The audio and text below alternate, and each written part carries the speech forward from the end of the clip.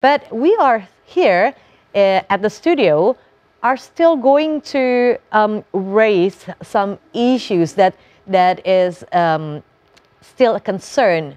Especially, it's something that we need to give some focus on more on this special day, on Independence Day. Now joining us live at the studio, Reza Maulana, wildlife conservationist.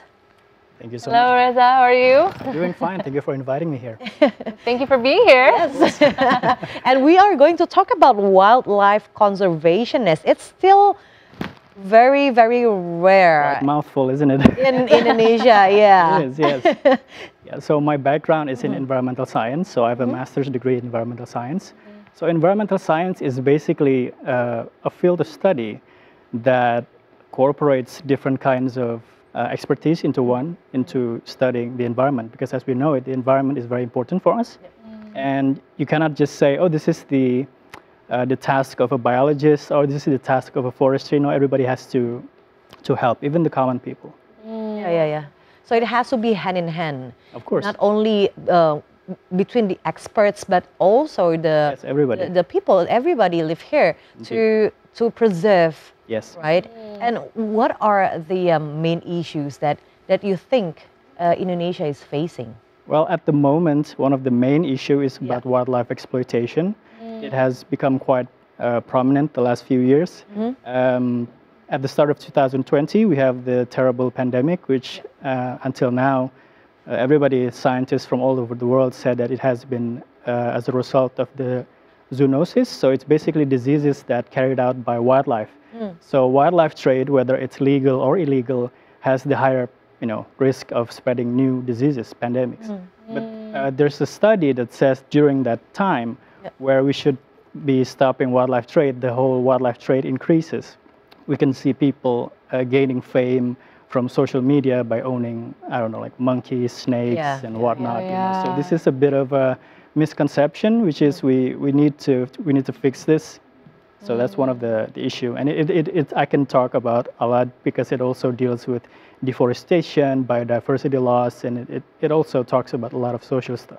So we definitely want to talk more about this. Well, I think one of the most interesting is that I came from the background of architecture, but I have passionate for wildlife, so I studied environmental science, and I apply my architecture by helping designing the enclosure of leopards. Okay. So instead of using architecture skill for zoos or keeping these wild animals at home, what we do is we create these enclosures, these specialized enclosures to teach them how to climb trees again, how to hunt again, and then when they are healthy enough, when they are ready to be released, we can release them. And recently we just had a leopard release a couple of months ago, and it happens to be the same leopard that I taken care of at the rescue center in Cikananga, Sukabumi.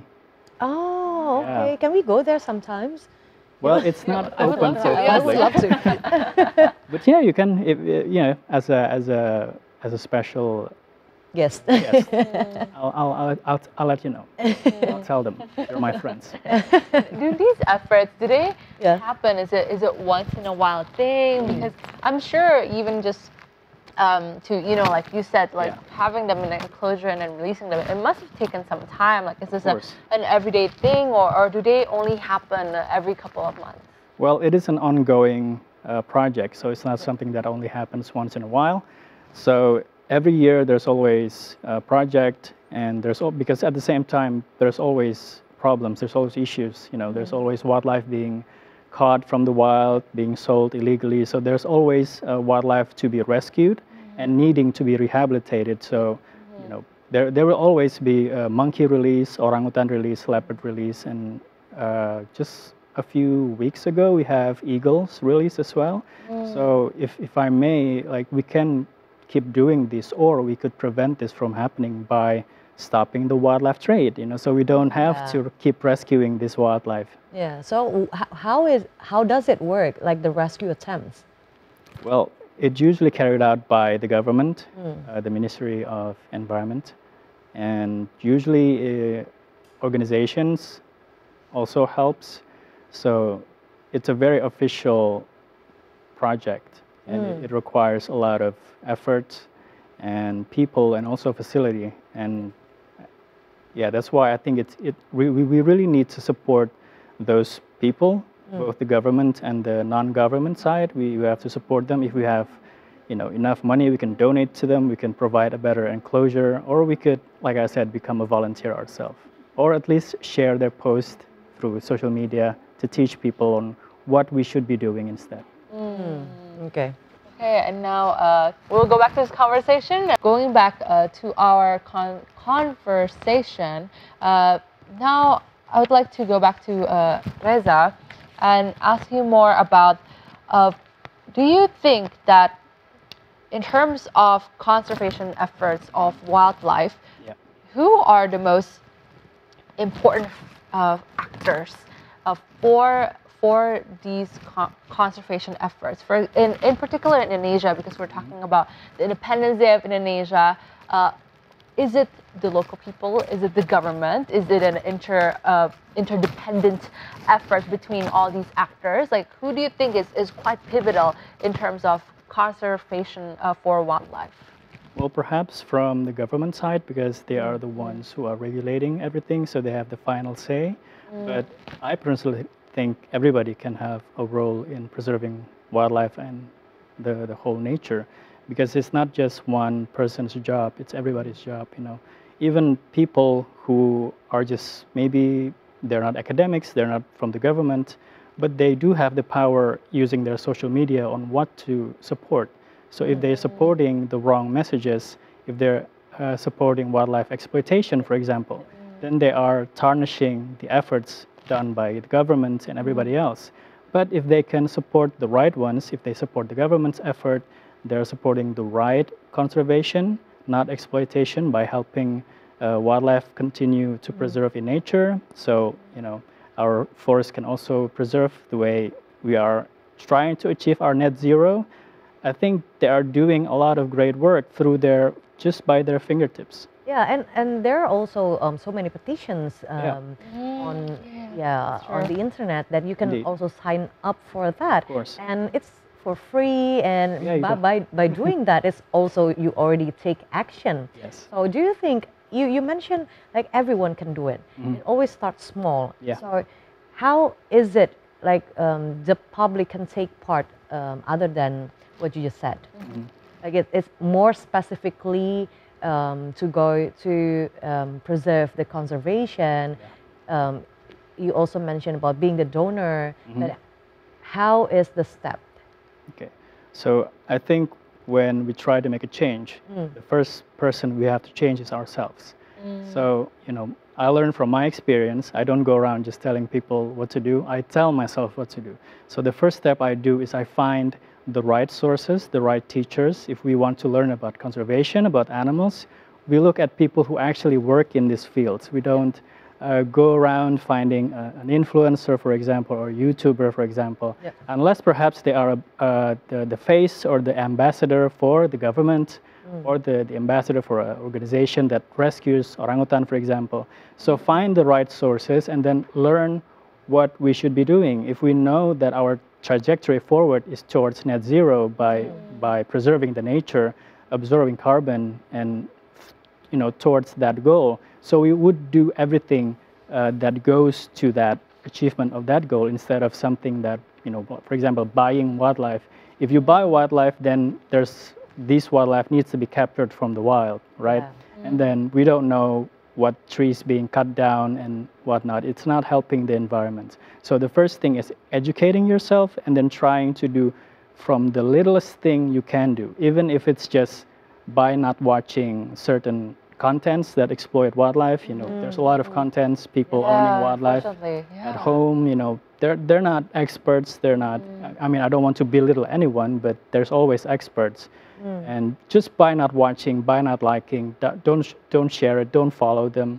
We are minimizing the trend. Because all this wildlife trade happens in the last 2-3 years, happened just by someone posting online. So only through the word of mouth you can create all this chaos. So I think we can do the reverse by the word of mouth. We can tell people what to do. Hey, we should not be doing that. We should support this organization. Maybe you can find on Instagram from the government's pages or NGO pages, support them and do whatever you can, even if it's just sharing the news and not supporting the exploitation. Okay, wait, I gotta cut you right there for a second. So you were saying that the trend has been increasing for the past few years. Yes, there actually a study about that. So when it terms, for example, the ownership of infant primates, long-tail macaques and pigtail macaques, we've seen the trends from the keywords of baby monkeys on YouTube, Indonesian YouTube. It's very low. But since 2020 up to 2022, it rises up very high. Okay. And there's, so we can tell that this is a real life thing, and we can trace it back to specific kinds of influencers who make this kind of content, who become famous, and everybody else wants to copy. So the way I see it, if we can teach the right lesson, we tell them this is not conservation, this is wildlife trade. I'm not talking about whether it is allowed or it's not allowed, if it's endangered or not endangered. This is wildlife trade, this is not conservation. If you want to do conservation, we can direct you towards it. And if we can support those people, if we can make rehabilitating wildlife and releasing them trendy, then people will go towards that thing. To hopefully Indonesia be free from this wildlife trade and abuse, and then focus more towards wildlife conservation. Well, I don't want to be the bearer of bad news, but from recent years, Indonesia has been known worldwide. There are international reports that says not so good things about Indonesia. We've been known worldwide as the #1 producers of animal cruelty contents, the #1 country with people who doesn't believe in climate change, and so on and so forth. So my takeaway is that if we cannot fight to defend this country, the least thing we can do is to preserve its good name. It's very painful for me to think that our ancestors had to fight for this country only for our people destroying the name of this good country. So please, if you cannot do anything much, the least thing you can do is please protect our good names, and by learning that, maybe reading these reports, thinking what's going on, and don't put a blind eye on what's going on, and change happen from all of us. Do not be the person who tarnish our good name. Be the person who protect it, and become the person who is known that, okay, Indonesia is a country that preserves its nature. Indonesia is the country who protects its wildlife. Let's do that together. Yeah, true.